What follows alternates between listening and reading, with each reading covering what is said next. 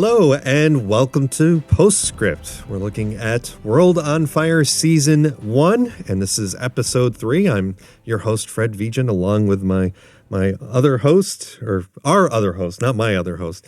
Other host, I'm just making a mess of this, but here we are. The job title says other duties as assigned, so we're good. Hi, Fred. How are you? Good, Matt. How are you? Good. Yeah, good. Good. And so it's Episode 3. I probably doesn't need to be said, but we are at war, and I think for the rest of this season, we are at war. So we're inching along in 1939, and we're in Poland, and actually we're in France for bits and pieces. We expand a few directions. Yeah. Eastern Poland shows up, and northern France shows up. Yep. And it's getting cold. Yeah. Yes. We see some snow, so. I presume we're getting toward the end of 1939. Yeah, some time has passed. There's signs of time passage. But before I dive into that, I just wanted to start off, because you described this as Episode 3. Yes. But noted you did not share an episode title. Because to my knowledge, they do not use formal episode titles. I've checked IMDb, I checked Wikipedia. So my question to you, Fred, to start is, what would you title this episode? All right. So I guess, there were a couple interesting themes that emerged here with this episode. One was Jan, the evolution of Harry's mom, which I continually forget what her actual name is. Robina. Yep. Robina, in the self-awareness is a trait she seems to have. And she clearly pointed out that she does not have maternal instincts either. I guess in the last episode, right? Mm-hmm. And because that's when Harry shows up with this young man, but she certainly seems to have grown to like him a little bit, or is at least taking care of him.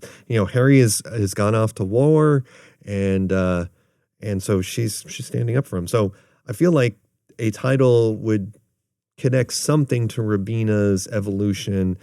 That seemed like a central story here. The other storyline that really emerged in my mind here was Tom, another character that has evolved quickly through this series. He had a very small role to play in the first episode, and then we start to see him a little bit as he enlists. Initially was not going to enlist, and then does enlist in the Navy, despite his father's disappointment in that. And of course, his father now is a complete wreck because both his children are out abroad. But yeah, something also very uncreative with what I'm trying to say here is the evolution of Tom, getting to know him and how he's still kind of a stubborn so-and-so, but when called into action will do what he needs to do. Right. And to some extent the right thing. Yeah. So that was a very long, complicated answer. Very, very aligned with my own thoughts. I put a little bit of thought in this last night, and I sprung the question on you. Now, this may become a recurring segment. Who knows? Episode 2, so thinking back a week, felt to me in my head, the kids go to war. That's what I had written down. And it's not fair to some of them, but in general, you see young adults, you see Jan, even literally a kid, but in many cases, generation. Correct. We're getting a little bit older ourselves. Yeah. So to me, it felt like the kids were all going off to war. Yeah. Yes. Tom was enlisting. Harry was going back in as an officer. This episode to me is the kids grow up, because it's really, thinking especially about Cassia and some of the others. It's really not fair to them to still in our heads have them as kids, young. Yeah, right. They are doing very adult things, living out wars in their own manner in their own locations. And all of them, even Jan in a way, go through a transformation, or at least continuing along a transformation. And you see that. This is a very splintered show. There's 7 different locations and character groups that we have to follow along with. Yeah, and I don't believe we don't check in with one storyline. We don't go to France We don't go to time. Paris. We don't go to Paris. I'm Right, sorry. with You're right. Dr. We're in northern O'Connor France. and Albert. Right, we don't check in with them. So I'm just going to assume I've not seen episode 4, but I just figure since that was put on the back burner, maybe that shows up next episode. My guess is to some degree Harry and the action in France start to merge that direction, but that's pure speculation. I can't figure out yet why they've shown us Paris. Yeah, it's. I mean, again, we know that's Nancy's nephew. Right. That's like the one connector in this at the moment. Right. But Nancy's had her hands full as well. Yeah, so let's run through the 6 of the 7 threads that we do actually encounter or get updates from. And much like your thoughts a minute ago, I wanted to start with Tom and Douglas also. So this is the father-son combo. Tom is a Navyman, a seaman on the Exeter in South Atlantic. Their mission is to chase a infamous German battleship. The ship is called the Admiral Graf Spee. I had to check that because I wasn't sure if Admiral implied a person, but that is actually the name of the boat. Okay. Tom is his usual self, running a sports book of a way with a bird. With a bird. How do you get a bird on it anyway? Right.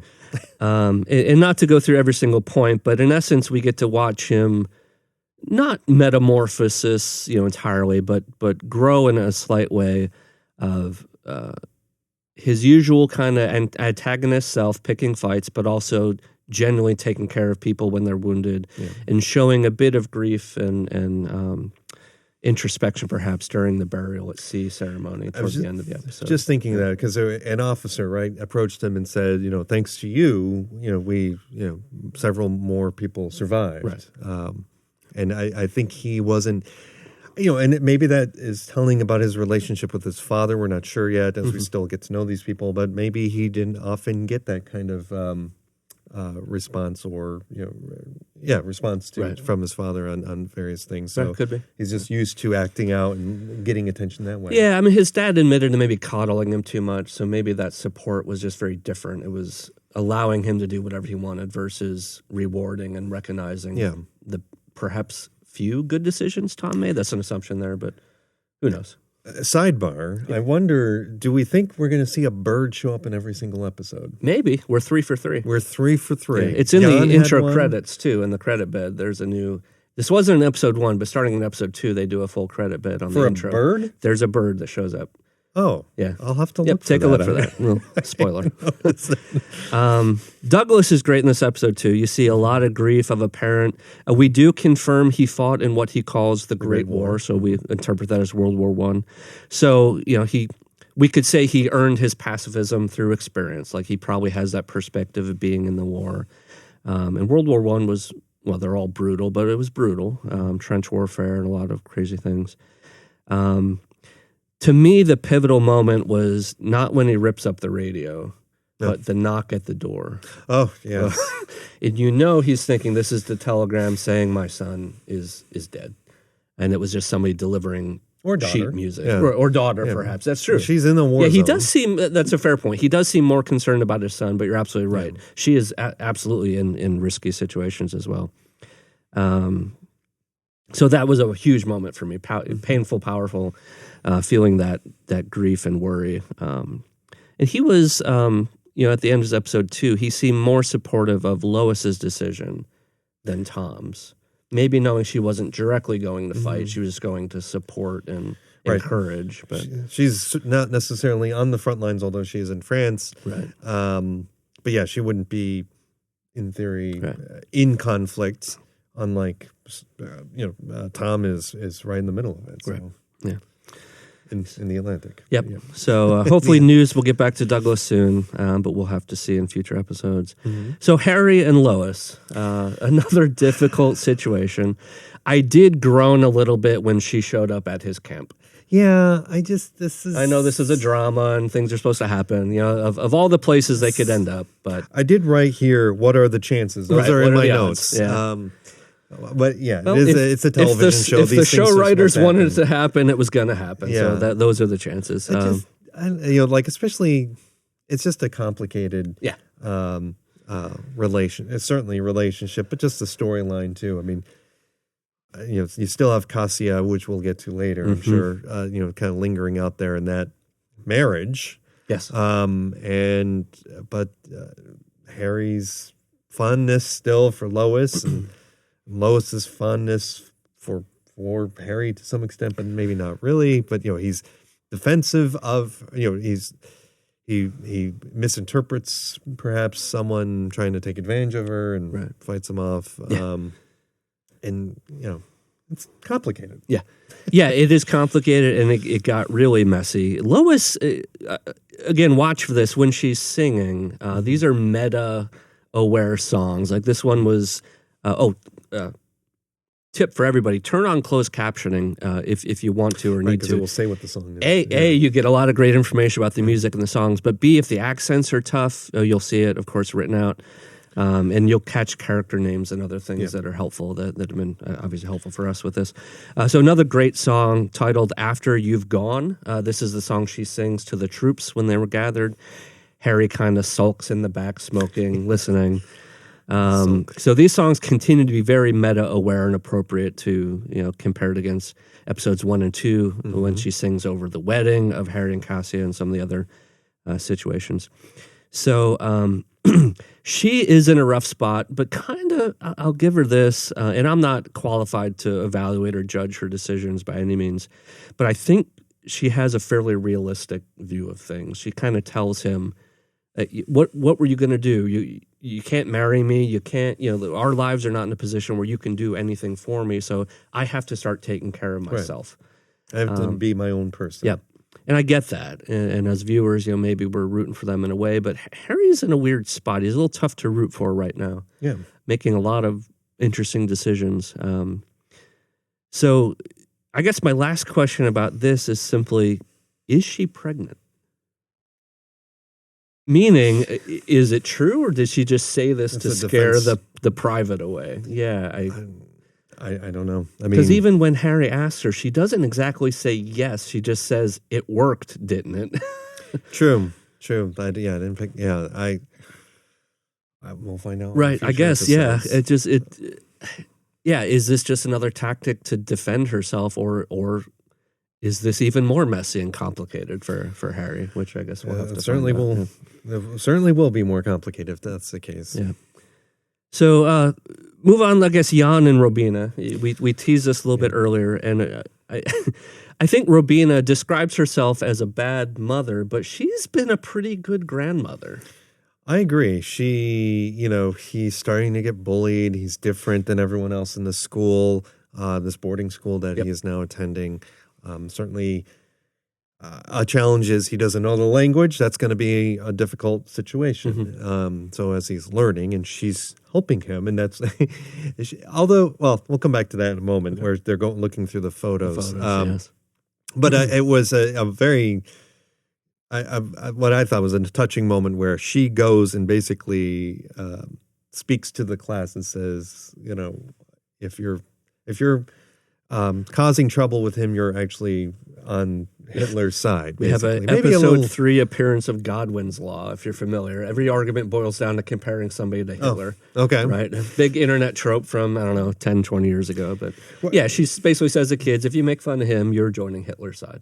Right. So she kind of calls out a few individuals directly to, just like, look, I'm not kidding. I'm not messing around. Yeah.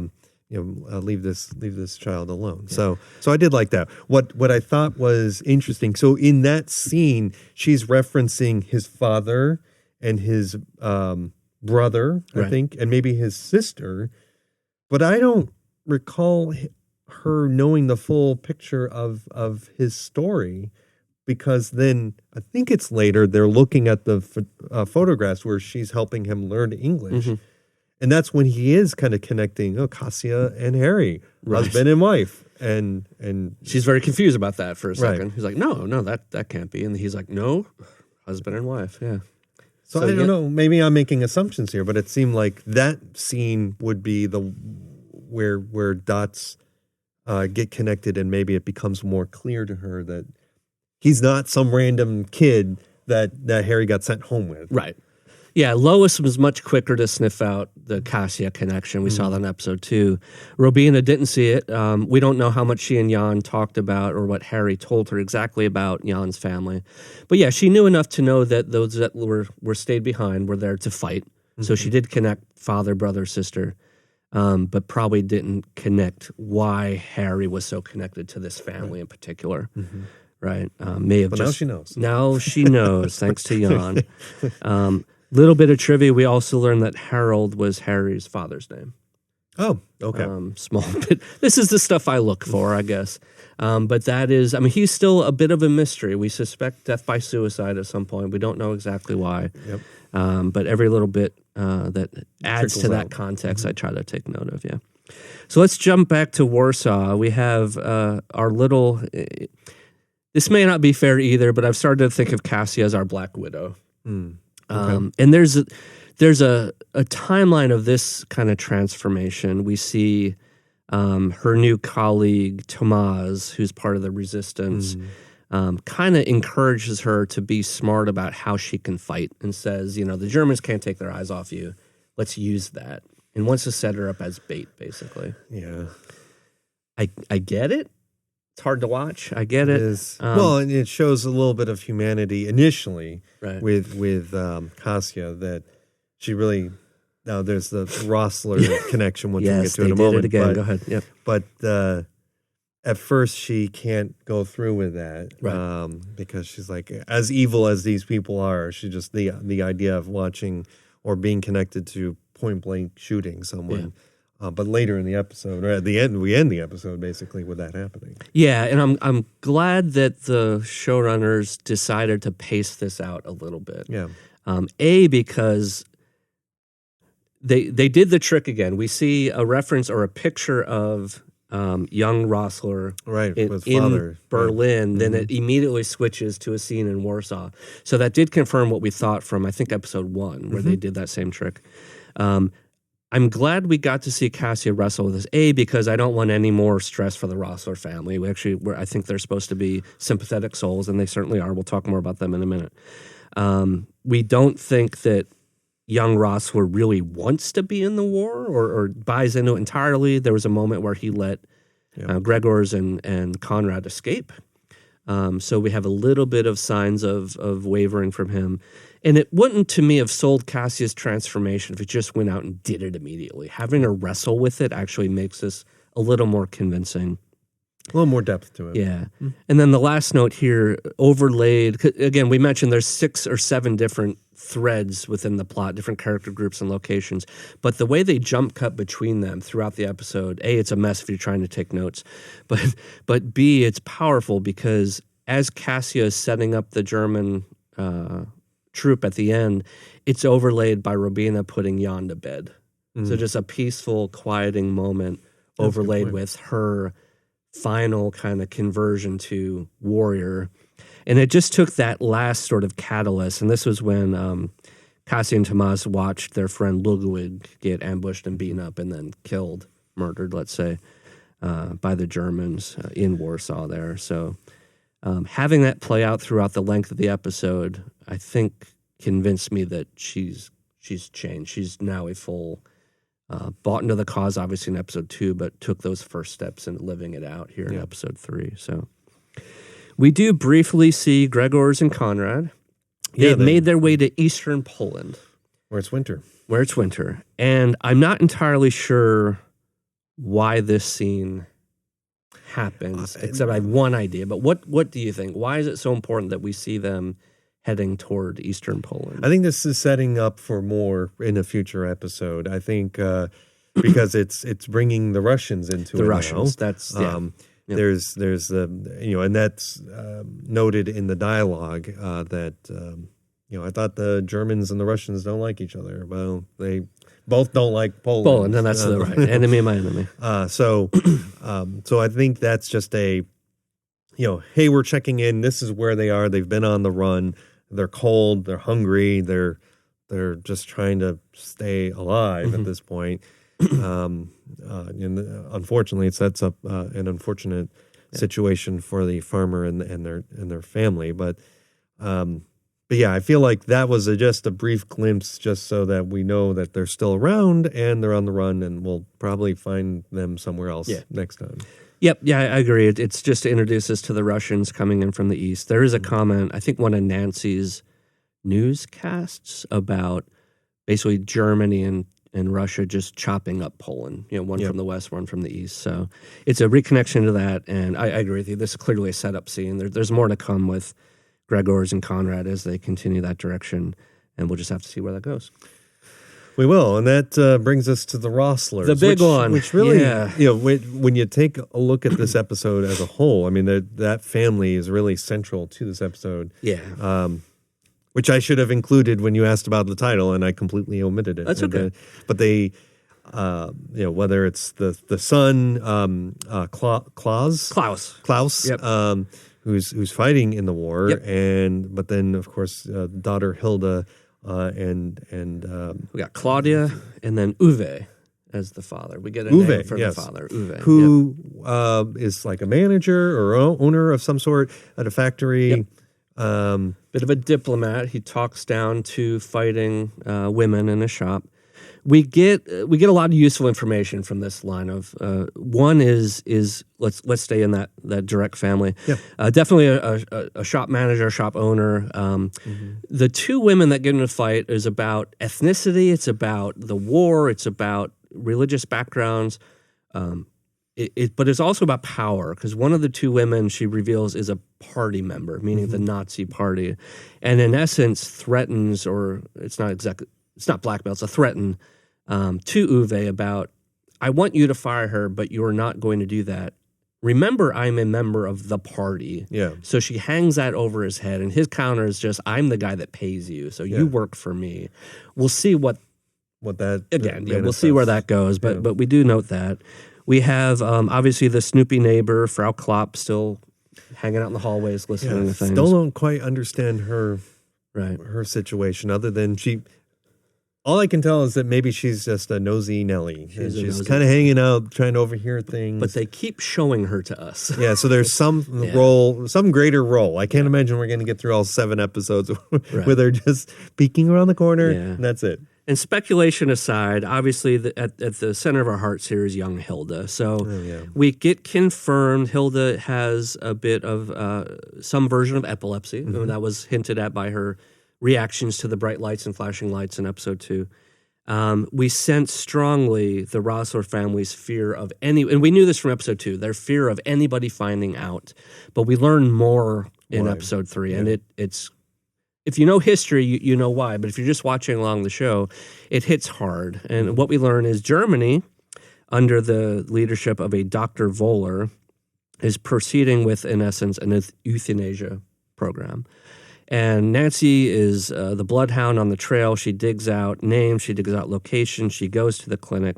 She shares, through her, we learn a lot about this, even a direct interview with Dr. Voller himself, who tries to put himself as a hero, compares himself to generals and politicians in terms of deciding who lives and dies. Right, saying that you're the coward for not putting... not making better decisions. Yeah, everybody else only talks about doing this stuff, but we are actually doing it. And, we know where this is leading. Again, if you've studied history in World War II, you know that this mindset of there are people out there that aren't worth living becomes a big tenet of the war and actions against the Jewish population, and we see signs of that already. But here we're seeing it applied to children. We're seeing... the Rosslers have a connection. They know of a child that was crippled and blind. Michael. Went to this clinic. Yeah, thank you. Yep, went to this clinic for quote help and never came back. And the truth is that the Germans decided the child wasn't worth keeping alive, and it was they do some they still sneak around with it. As proud as the doctor is, he knows he has to be a little bit clandestine. So. There are letters that get sent to the parents saying we're going to collect the child for treatment. Those letters become more forceful if they're not responded to. They become outright threats. Children are taken away.